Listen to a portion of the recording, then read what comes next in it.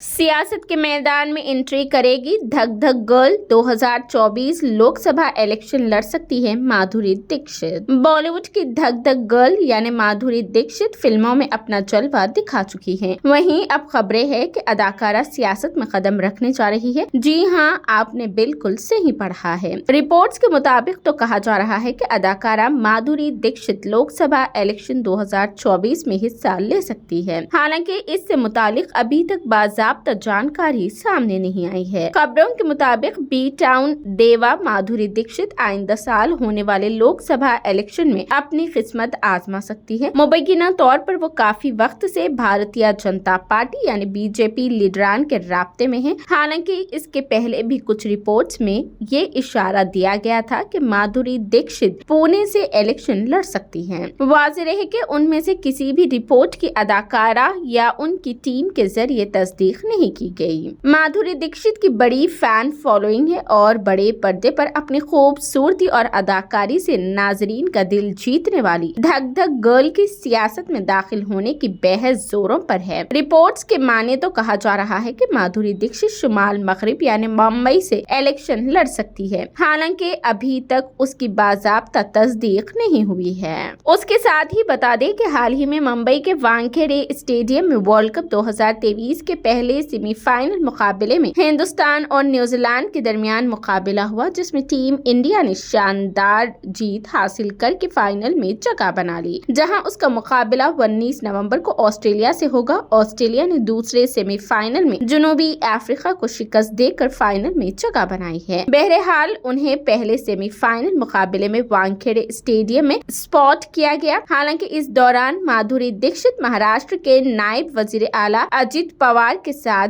बैठी हुई नजर आई। इतना ही नहीं बल्कि उनके साथ नेशनलिस्ट कांग्रेस पार्टी एनसीपी लीडर प्रफुल्ल पटेल और बीजेपी लीडर आशीष शेलार को भी स्पॉट किया गया, जिसके बाद से कयास आराइयां की जा रही है कि अदाकारा सियासत में कदम रखने वाली है। हालांकि ये खबरें अब तक सिर्फ सोशल मीडिया पर ही गर्दिश कर रही है, क्योंकि अब तक किसी सियासी पार्टी की जानिब से या माधुरी दीक्षित की जानिब से ऐसा कोई बयान नहीं सामने आया है। अब देखने वाली बात ये होगी कि बॉलीवुड की धक धक गर्ल यानी माधुरी दीक्षित सियासत में कदम रखेगी या नहीं, और अगर सियासत में कदम रखती है तो किस पार्टी से किस्मत आजमाएगी।